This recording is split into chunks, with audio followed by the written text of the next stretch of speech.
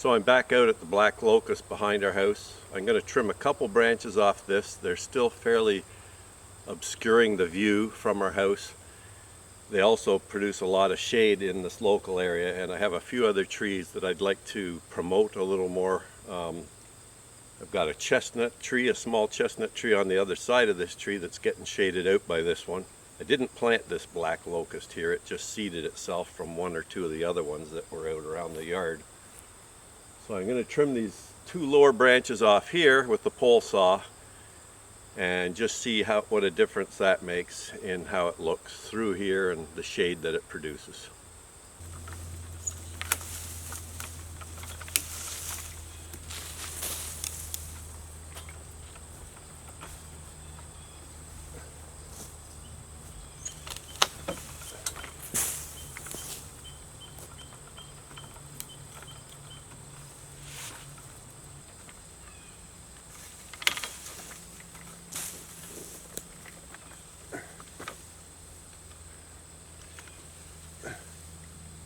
Probably a bit wide for this little blade saw here. Oh, I got it. Okay. A little tricky when the branch sways like that. Not too bad.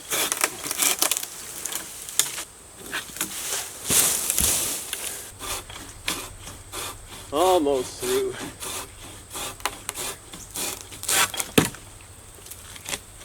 There we go. So just a bit of the view here showing the branch components on the ground.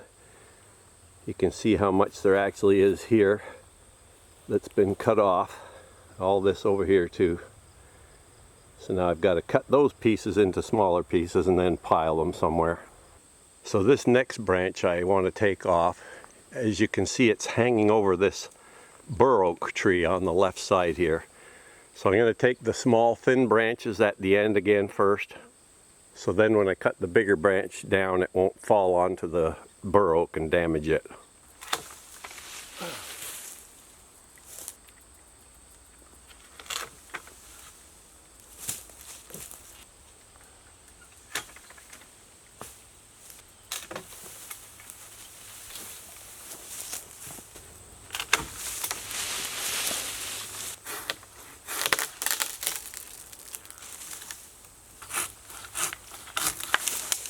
There we go.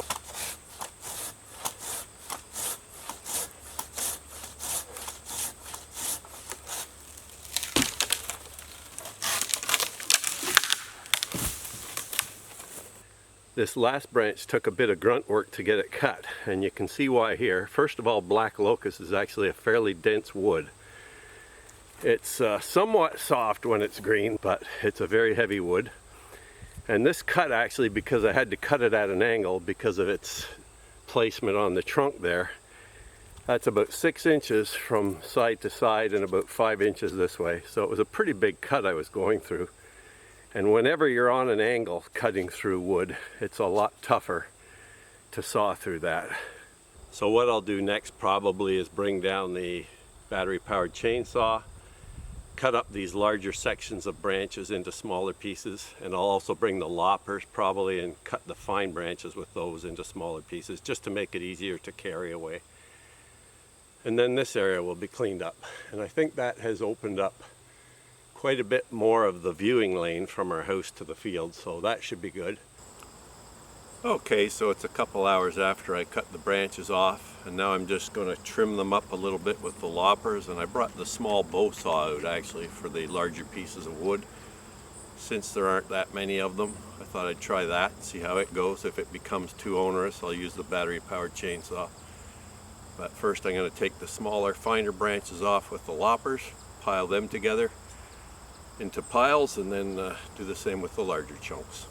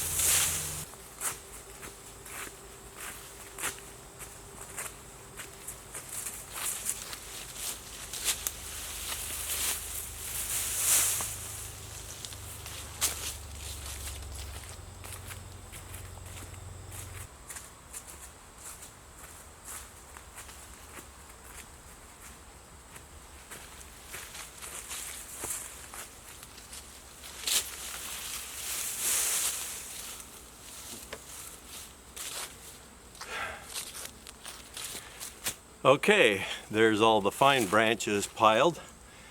Now I just have to deal with cutting up the larger branches. And I may do some of them by hand with the bow saw, or may use the battery powered chainsaw as I mentioned. We'll see. I'm just going to give a short demonstration here using our Milwaukee hedge trimmer attachment. This is one of the attachments that you can put on the Milwaukee power head.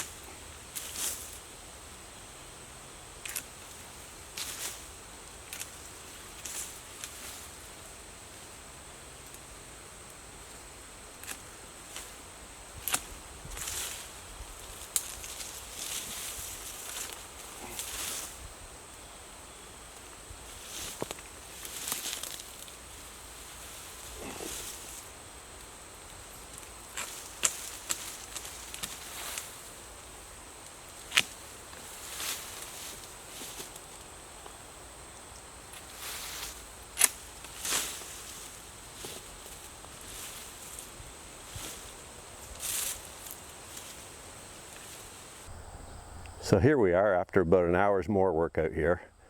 I've been gradually picking out small shrubs and goldenrod and blackberries and red raspberries and other prickly ash and whatnot, other small trees and shrubs. And I've got about 4 or 5 piles here now that I have to take away somewhere. But you can see up through here the channel that I'm gradually clearing out. Once I get those sumac at the fence line out, we'll have a definite view through there. Then I just have to decide, there's a few maples and poplars straight ahead in there that are probably 20 feet tall. And really I need to take them out too if we want any kind of a view. As well, I probably should remove this beb willow that's right in the middle here, just because it is obscuring the main path of view.